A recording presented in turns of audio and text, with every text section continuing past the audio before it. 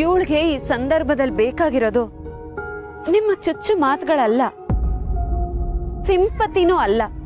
ಅವಳು ನಿಮ್ ಹಾಗೆ ಒಬ್ಬ ಮನುಷ್ಯಳು ಅನ್ನೋ ಅರಿವು ಅಷ್ಟೆ. ಅದು ಇಷ್ಟು ಕಾಸ್ಟ್ಲಿ ಆಗೋಯ್ತಾ ನಿಮ್ ವಟಾರದಲ್ಲಿ? ನಿಮ್ಗೂ ಸತ್ಯ ಗೊತ್ತಿದೆ, ಆದ್ರೆ ಅದನ್ನ ಒಪ್ಕೊಳ್ಳೋದಕ್ಕೆ ನಿಮ್ ಪ್ರತಿಷ್ಠೆ ಅಡ್ಡ ಬರ್ತಿದೆ ಅಲ್ವಾ? ಅವಳನ್ನ ಮೊದ್ಲಿನ ತರಾನೇ ನೋಡಿ. ಇಷ್ಟು ವರ್ಷ ಒಟ್ಟಿಗೆ ಇದ್ದವ್ರು ನೀವು. ಇಂಥ ಪರಿಸ್ಥಿತಿಲಿ ಅವಳ ಕೈ ಹಿಡಿದು ಅವಳನ್ನ ಮುಂದೆ ನಡೆಸ್ಬೇಕು. ಅವಳನ್ನ ನಿಮ್ ಜೊತೆಲಿ ಹುಟ್ಟಿರೋ ಅಕ್ಕನೋ ತಂಗಿನೋ ಅಂದ್ಕೊಂಡು ಧೈರ್ಯ ಹೇಳ್ಬೇಕು ನೀವು ಅವಳಿಗೆ. ಅದನ್ ಬಿಟ್ಟು ಈ ತರ ನಡ್ಕೊಳ್ಳೋದಲ್ಲ. ಉಷಾ, ನೀನ್ ಹೋರಾಡಿದ್ಯಾ, ಧೈರ್ಯವಾಗಿರು. ನಿಮ್ ತಂದೆನ ಚೆನ್ನಾಗಿ ನೋಡ್ಕೊ. ಈ ಸಮಾಜ ನಿನ್ನನ್ನ ತಿರುಗ್ ನೋಡ್ಬೇಕು. ಆ ರೀತಿ ಬೆಳಿ. ಅದೇ ನೀನ್ ನನಗ್ ಮಾಡೋ ದೊಡ್ಡ ಉಪಕಾರ. ಅದನ್ ಮರಿಬೇಡ. ಥ್ಯಾಂಕ್ಸ್ ಅಕ್ಕ. ಸಾರಿ ಉಷಾ, ನಿನ್ನ ಹತ್ರ ತಪ್ಪಾಗಿ ನಡ್ಕೊಂಡೆ. ಥ್ಯಾಂಕ್ ಯು ಮೇಡಮ್, ಕಣ್ ತೆರೆಸಿದ್ರಿ. ಪುಟ, ಉಷಾ ಅಕ್ಕ.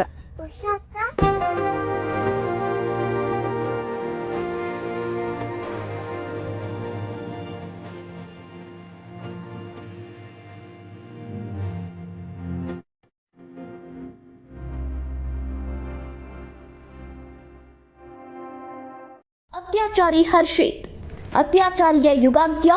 ಕಾನೂನಿನಿಂದ ತಪ್ಪಿಸಿಕೊಳ್ಳಲು ಪ್ರಯತ್ನ ಪಡ್ತಾ ಇದ್ದ ಕಾಮುಕನನ್ನ ತನ್ನ ಎನ್ಕೌಂಟರ್ನಿಂದ ಶಿಕ್ಷಿಸಿದ ದಕ್ಷ ಅಧಿಕಾರಿ ಇನ್ಸ್ಪೆಕ್ಟರ್ ಸತ್ಯ.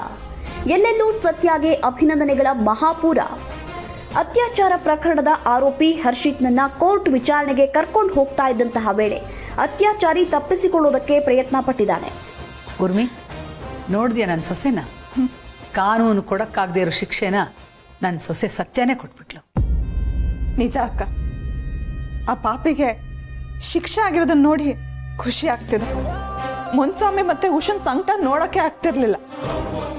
ಸತ್ಯ ಸರಿಯಾದ ಕೆಲಸನೇ ಮಾಡಿದಾಳೆ ಅಲ್ವಾ? ಶಿಕ್ಷೆ ಭಯ ಇಲ್ಲದೆ ಹೋದ್ರೆ ಸಮಾಜ ಸುಧಾರಣೆ ಆಗಲ್ಲ ಉರ್ಮಿ.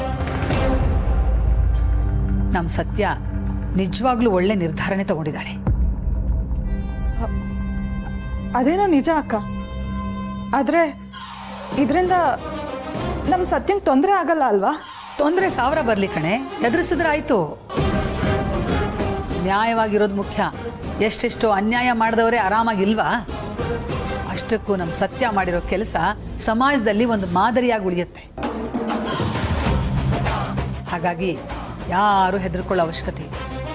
ಅಕ್ಕ, ನಿಮ್ಮ ಅತ್ತೆ ಸೊಸೆ ಧೈರ್ಯನ ಯಾರಾದ್ರೂ ಮೆಚ್ಚಲೇಬೇಕು ನೋಡು. ತಾಯಿಗೆ ತಕ್ಕ ಮಗಳು ಅನ್ನೋದು ವಾಡಿಕೆ, ಆದ್ರೆ ಇಲ್ಲಿ ಮಾತ್ರ ಅತ್ತೆಗೆ ತಕ್ಕ ಸೊಸೆ. ಸುಮ್ಮನೆ ಇರು ಊರ್ಮಿ. ಆದ್ರೆ ನನಗಂತೂ ನನ್ನ ಸೊಸೆ ಬಗ್ಗೆ ತುಂಬಾ ಹೆಮ್ಮೆ ಅನ್ಸುತ್ತೆ ಕಣೆ. ಏನ್ ಮಾಡೋದು, ಹೆಣ್ಣನ್ನ ದೇವಿಗೆ ಹೋಲಿಸ್ತಾರೆ. ಯಾವಾಗ ರಾಕ್ಷಸರನ್ನ ತ್ರಿಮೂರ್ತಿಗಳೇ ಕೊಲ್ಲಕ್ಕಾಗದೇ ಇದ್ದಾಗ ಆ ಜಗನ್ಮಾತೆ ಅಮ್ಮನವರ ಅವತಾರ ಎತ್ತದಂತೆ. ಅದು ಸುಳ್ಳು ಅಂತ ಹೇಳಕ್ಕಾಗಲ್ಲ ಉರ್ಮಿ. ನೋಡೀಗ ನನ್ನ ಸೊಸೆನೇ ಅದನ್ನ ಸತ್ಯ ಅಂತ ನಿರೂಪಣೆ ಮಾಡ್ಬಿಟ್ಟಿದ್ದಾಳೆ.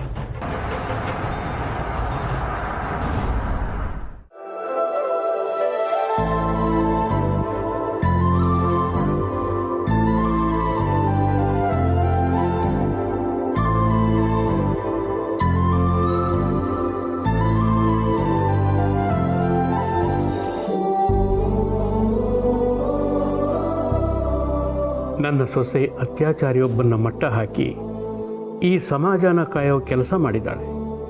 ಅವಳಿಗಿದರಿಂದ ಯಾವುದೇ ತೊಂದರೆ ಆಗದೇ ಇರೋ ಹಾಗೆ ಕಾಪಾಡೋ ಹೊಣೆ ನಿಂದಪ್ಪ. ಅವಳಿಗೆ ಶ್ರೀರಕ್ಷೆಯಾಗಿ ನೀನೇ ಇರಬೇಕು.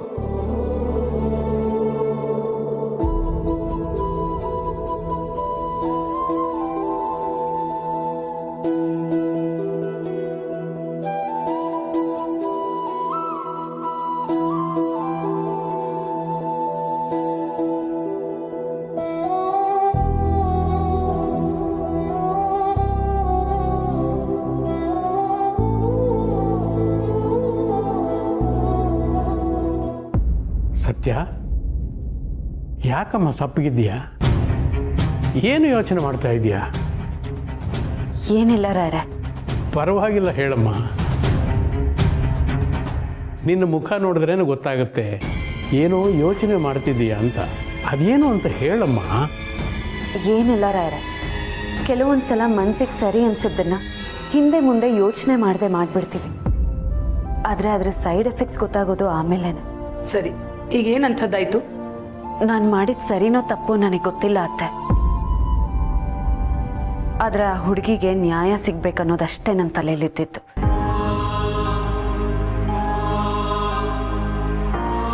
ಆದ್ರೆ ಈಗ ಮುಂದೇನಾಗುತ್ತೆ ಅನ್ನೋ ಅಳಕ್ ಕಾಡ್ತಾ ಇದೆ.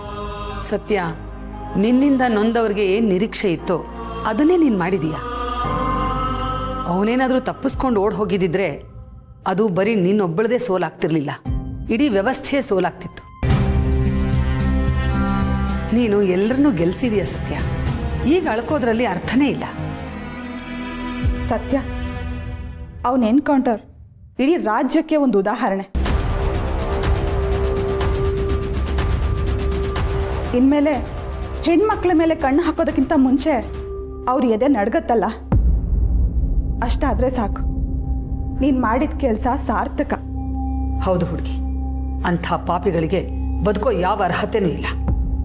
ತಮ್ಮ ಸ್ವಾರ್ಥಕ್ಕೋಸ್ಕರ ಹೆಣ್ಣು ಮಕ್ಕಳು ಉಸಿರಾಡಕ್ಕೂ ಬಿಡದೆ ಶವದ ಥರ ಮಾಡ್ತಾರಲ್ಲ, ಅಂಥವ್ರಿಗೆ ಸಾವೇ ಶಿಕ್ಷೆ. ನೀನು ಅದನ್ನು ಮಾಡಿದೀಯ. ನಿನ್ನ ಬಗ್ಗೆ ನನಗೆ ತುಂಬ ಹೆಮ್ಮೆ ಅನಿಸುತ್ತೆ.